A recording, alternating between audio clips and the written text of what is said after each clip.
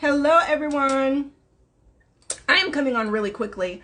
I'm in the middle of revamping our coaching certification and creating our brand new master's program. And this has been on my heart for days because of my video with Kendra that I did where I said, we took a sound bite and said, I said that there aren't enough eligible men to meet Black women's needs. She asked me a straight up question. I gave her a straight up answer.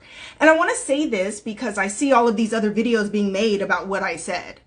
And everybody likes to get their panties in a bunch when we start talking about men and what they lack. Like this is somehow going to feed the Kevin Samuels crew that, we're beating up on men and men can't do enough. And I don't care whose rhetoric or narrative it fits. It's simply math. It's basic math. And if somebody doesn't start calling out the reality of what is going on, not with just Black men, but men. It's not just Black men. It's white men too. Men are experiencing a crisis, which is why you can see men triggered all across the internet over every other little thing because they are experiencing crisis. They don't know what to do with empowered women. Just a very short history lesson of what we are in the middle of dealing with. We are in the middle of dealing with a relationship revolution. Relationship revolution. What does that mean? It means that everything has changed. It means that what used to be 100 years ago, 200 years ago, 1,000 years ago is literally not the same. And I have time today for somebody who wants to come on here acting crazy. I will block you. Okay? I don't have time today. Here's my point. It used to be, as a man, all you had to do to have a woman was to have work ethic and a penis. Because women relied on men for everything. So if you were a man, you're a man. You've got a penis and you got a family or a job or you got some way of making income. And then that fell all of the different levels that women are going to fall under, right? To say, okay, I can marry up or I can marry down. Or better yet, how about these decisions weren't even made for us? They were made for us, ladies. Your father would get together with the neighbor's father and decide your son and your daughter were going to get married because it's about dynasty, legacy, money, inheritance. The tribe over here, the chief of this tribe would decide that you over here is going to marry the daughter of the chief over there. And these decisions weren't even yours because this wasn't even about love. It's how it was for thousands of years. What we are experiencing is a revolution. Fellas, it takes more than just having a penis and being the gender of a man to impress and get a woman in 2022. It's no longer just enough to be a man. Now you add in the fact that you have a huge, large demographic of women who have come into emotional self-awareness, who are going to the therapist, who are taking all these coaching courses, who are reading all these books. Women. So yes, is there a demographic of women that have absolutely ridiculous expectations? Yes. And are there women who still have crazy expectations just because there's no men to fit the basics of what they should be able to ask for? Yes, that is true too. There's not enough eligible men. And whenever we talk about being eligible, men want to talk about money. That's not even the number one issue. The number one issue is we're dealing with broken men on every level. This is from my white clients, my white female clients, my Black female clients. For years, they have the same problems. We're not talking about a white or Black issue. This is a male issue. As women have become more empowered, educated, and making money, guess what? According to the hierarchy of needs, they're working their way up the ladder to focus on self-actualization. What does that mean? Self-awareness, purpose, healing, going to therapy. Money doesn't replace brokenness, Lakeisha. Thank you. So guess what, ladies? You're doing all this work, which is why I stopped being a matchmaker too. Right? Why I stopped being a matchmaker? Because we're out here training all of these women. Who are the coaches focused on? What are all the books? In any industry, if you dig into the economics of every major industry, it is women who are the consumers. Women are the consumers. Women are buying the books. Women are buying the therapy. Women are buying the coaching. Women are buying the courses. Women are working on themselves. It's women who drive the self-help industry. Women. So guess what, fellas? As the ladies are over here now being able to afford to now focus on higher level priorities of life beyond just survival, guess what? They're now working on themselves emotionally and spiritually and mentally. And then you want to be married, you want a partner, you want a man, you want to date. And here's my message to fellas. For the good men, I need to say something to you because this gets lost in the sauce. There are really great men out here. Are there good men? Yes. But what you guys fail to realize is there's not a whole lot of you. You just think that most men are like you because of how you are. I have these conversations with my husband all the time. Because he's like, men are like this and men do this and men are this and men. And I'm like, no, Carrie, that's you. That's you and the men you know who think like that, act like that, work that hard, respect, love God and family. That's you. That's not most men. And so we're experiencing this huge gap. And I will emphasize again, it is not just black people. It's just black people that you follow on social media. So it seems really big in the black community. Is it affecting us more? Yes, because everything affects us more. There's never been more men living at home with someone, underemployed or unemployed at no other time in history. There are more men living in their auntie's basement, grandma's basement, cousin and them, Ray and them. There's more men right now living at home than at any other time in history. That's black, white, across the board. There's facts, research that is showing that men are becoming less masculine. And it doesn't matter how much we sit up on here and men want to bash women on social media and it's women's fault and it's their fault. It's this, it's the women. At the end of the day, we have an issue.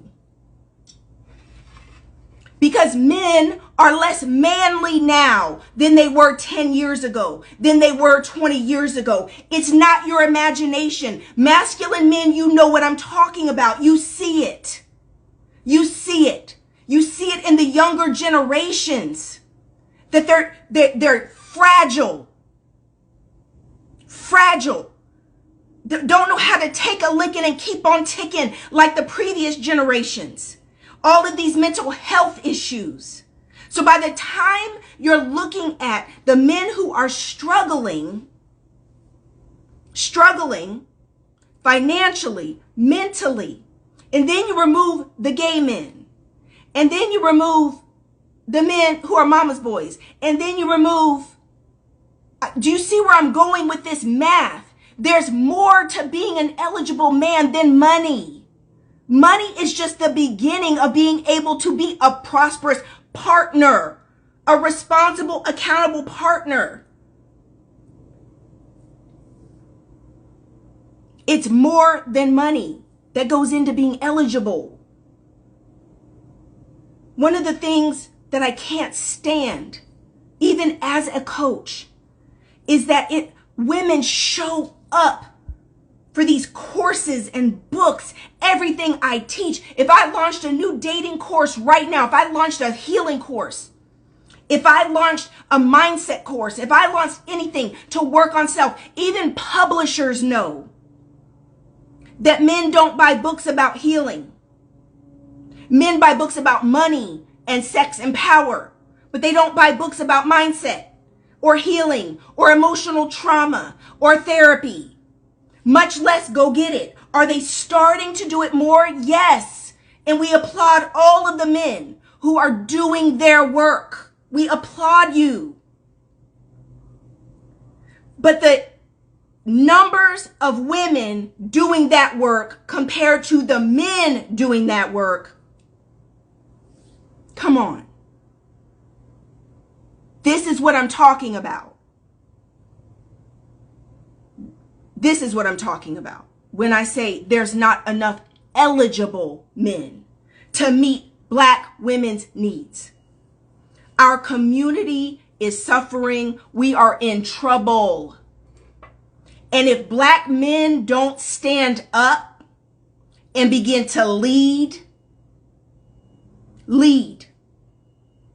What am I talking about? Breaking generational curses. Establishing families. What is in the family unit? Wealth, stability, legacy. We need leadership for men. Carrie and I are going to work on it for Abundant Life Nation. But we need men to step up and lead. If you are somebody who is doing what you're supposed to be doing, if you are a man, and like I said, for the good fellas, you just don't understand that for one of you, there's 10 more hooligans. There's 10 more guys who just don't get it. What are we dealing with? We're dealing with generational issues. Generational issues that we have been dealing with since slavery. Now, the white men are going through the same thing, so slavery can't blame slavery for it on them. Kevin says, shit, I'm trying. And you keep working, Kevin, because we need mentoring programs. There's too many fatherless homes. And fellas, you can't blame all that on the women. You lay down and make these babies just like they do. Some of these women will be trying to make it work with their baby daddy come hell or high water, being abused trying to make it work with some fool. At the end of the day, there are really, really good men. Yes, there are. But fellas, my message to you is that there's not enough of you doing the necessary emotional and spiritual work to heal. Do you know what I hear from my white female clients? Let me tell you what I hear from my white female clients and my white female friends. Here's what they say. I have one of my best friends, white woman, grew up together. She's single. She don't even want to date. She won't even go on a dating app. Beautiful woman.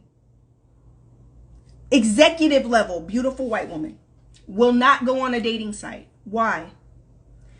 Her words. Because I don't have the capacity to take on broken men. I've had to work so hard on myself that every single man I meet, no matter the socioeconomic level, has so much baggage and issues that I just don't have the strength and the tenacity to now have to work through his ish. This is a white woman. Listen to me, ladies, what I'm saying. This is not just black and white. This is not just black people. This is white women saying the same thing. I don't have the energy to deal with these baby men, boy men, who have the financial success, the career success, all of that's in place, but you have not dealt with your issues. So you're going to waste my time dating you as I'm getting to know you. And now all this stuff starts coming out that you have not worked on. And I'm not a counselor. I'm not a therapist. Diana says she's right. You can't fix anyone but self. That's a major feat. And so guess what? That's white men struggling too. And they've been raised with their daddies and raised with their mom and dads in 2-parent homes. And they're struggling. Why are they struggling? Because there's a lack of accountability around healing. There's a lack of accountability when it comes to emotional and psychological mental healing. Fellas, it doesn't matter what you got in the bank. It doesn't matter what your accomplishments, your success. You're in the gym killing it. You're fine. But guess what? If you're not working on, you are more than some muscles and some money. Carrie is more than some muscles and some money to me. Guess what? I'm in my partnership. I'm only as good as the sum of us together. Carrie can't just be penis, muscles, and money. I need him to support me. I need him to be able to have peace. I need him to be able to be solid. Not just acting like he is. Which is where so many of our men find themselves, is just having to pretend like they're okay. Pretend that they have peace. Pretend that they are mentally well. Pretend. That is what society has taught men to do. Pretend. And now when more is required of you beyond money and the muscles and the penis, what are we going to do?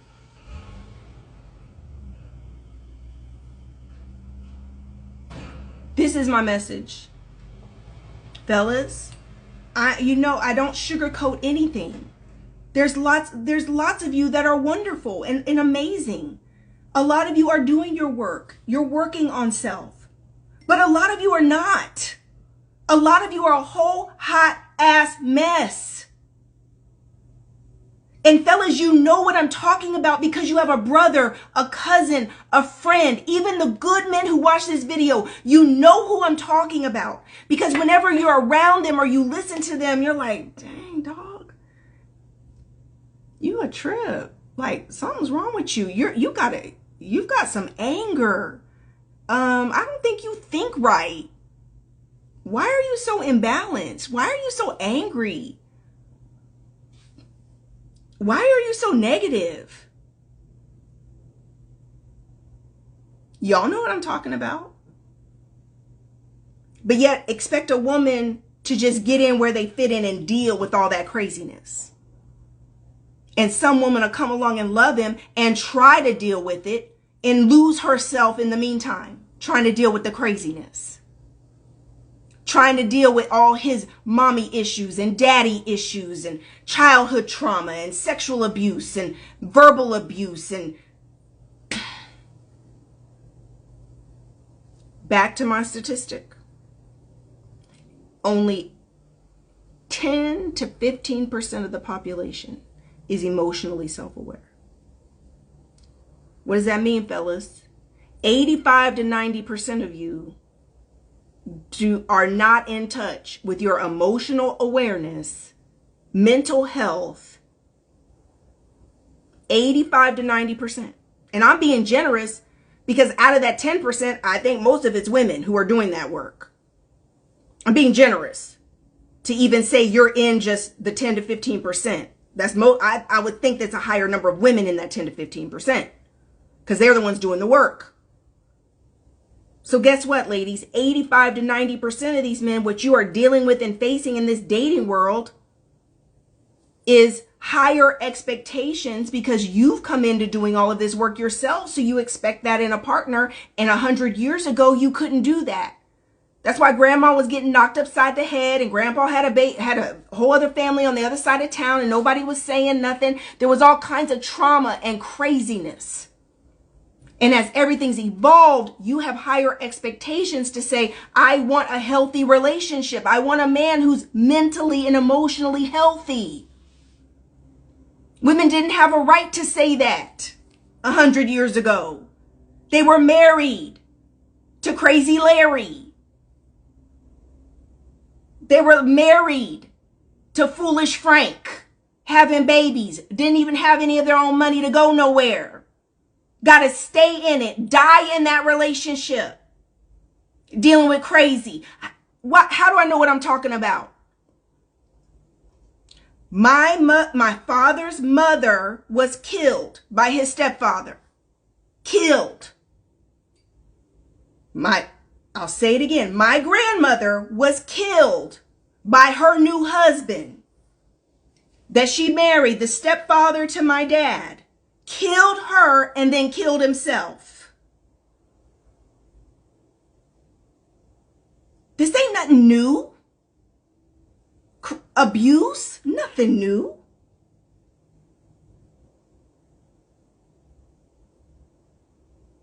Gone. Killed her when he was only 8 years old. And my dad lived with the trauma and the fallout of that in his life. My dad never got therapy.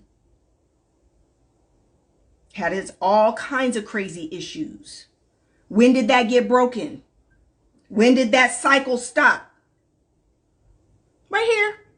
We ain't gonna keep doing this. We ain't gonna keep propagating the same problems generation to generation.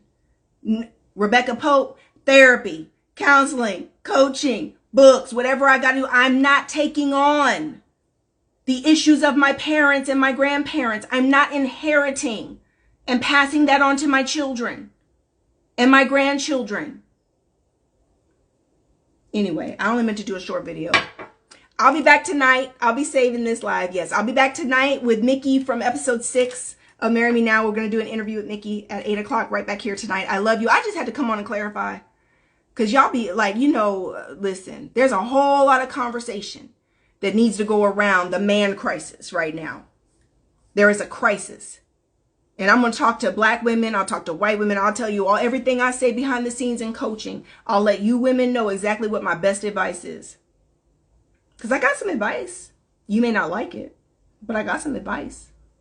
All right. I love you. That'll be my next video. Mwah. Blessings in abundance. Make sure you get your applications in for ALPCC and for all of my certified abundant life coaches. The master's program is getting released like tomorrow. So stay tuned to your email. Okay. All right. Love you. Bye-bye.